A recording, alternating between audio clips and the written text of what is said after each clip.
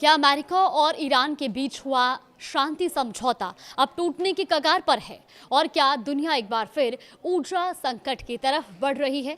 नमस्कार, आप देख रहे हैं न्यूज़ 18 का डिजिटल प्लेटफॉर्म और मैं हूं आपके साथ जागृति खंतवाल। तो मिडिल ईस्ट से एक बार फिर एक बड़ी खबर सामने आई है जिसने वैश्विक तेल बाजारों की चिंताएं बढ़ा दी है। दरअसल इजराइल द्वारा लेबनान पर अटैक किए जाने के बाद स्ट्रेट ऑफ होर्मुज को बंद कर दिया गया है।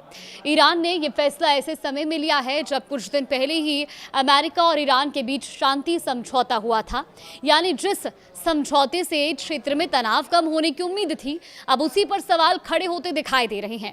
अब इस पूरे घटनाक्रम के बीच अमेरिकी राष्ट्रपति डोनाल्ड ट्रंप का नया प्रस्ताव भी सामने आया। ईरान द्वारा होर्मुज बंद किए जाने की बात को नजरअंदाज करते हुए ट्रंप ने कहा कि वॉशिंगटन और तेहरान के बीच 60 दिनों की युद्ध विराम अवधि के दौरान होर्मुज स्ट्रेट से गुजरने वाले जहाजों पर कोई टोल नहीं लगाया जाएगा। लेकिन अगर ये शांति समझौता विफल होता है तो भविष्य में अमेरिका द्वारा शुल्क लगाए जाने की संभावना है। अब ट्रंप का ये भी कहना है कि इस टोल टैक्स से मिडिल ईस्ट देशों को हुए नुकसान की भरपाई की जाएगी। हालांकि ट्रंप ने ईरान द्वारा होर्मुज बंद किए जाने के फैसले पर कोई सीधी टिप्पणी नहीं की, लेकिन होर्मुज के फिर से बंद होने से क्षेत्रीय तनाव और बढ़ गया है।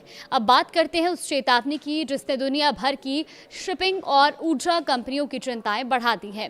दरअसल इजरायली कोड ऑफ गारंटर यानी कि IRGC ने लेबनान में इजरायल की कार्रवाई और अमेरिका द्वारा युद्ध विराम प्रतिबद्धताओं का पालन न करने का हवाला देते हुए जहाजों को इस जलमार्ग से दूर रहने की चेतावनी दी है।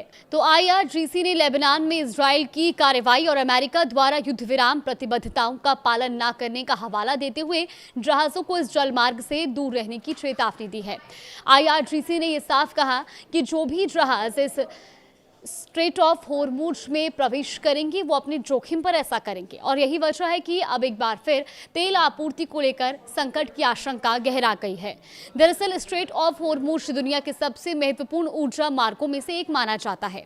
तेल और गैस निर्यात का बड़ा हिस्सा इसी रास्ते से होकर गुजरता है। ऐसे में ईरान की इस घोषणा ने वैश्विक ऊर्जा आपूर्ति को लेकर चिंताओं को फिर से बढ़ा दिया है।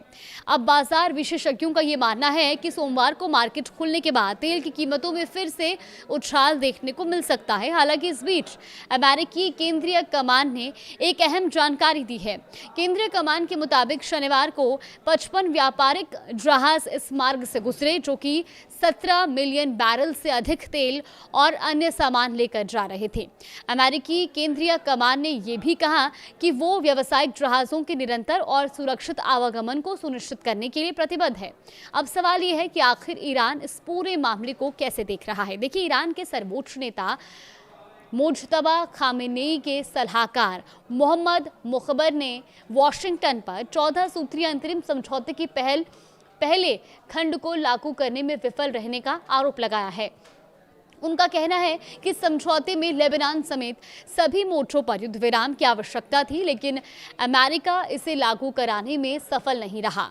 मुखबर ने यह भी चेतावनी दी है कि जब तक समझौते को व्यवहार में लागू नहीं किया जाता तब तक मिडिल ईस्ट में ऊर्जा आपूर्ति रुकी रहेगी। और उनकी टिप्पणी ऐसे समय में आई है जब इजरायली सेना और हिजबुल्लाह के बीच झड़प एक बार फिर तेज हो गई है और इसी वजह से लेबनान युद्ध विराम की स्थिरता पर भी नए सिरे से सवाल उठने लगे हैं।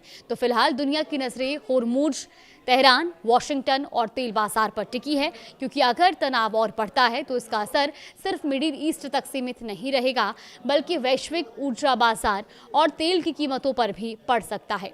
फिलहाल इस पर आगे भी कुछ अपडेट आएगा तो आप तक जरूर साझा करेंगे।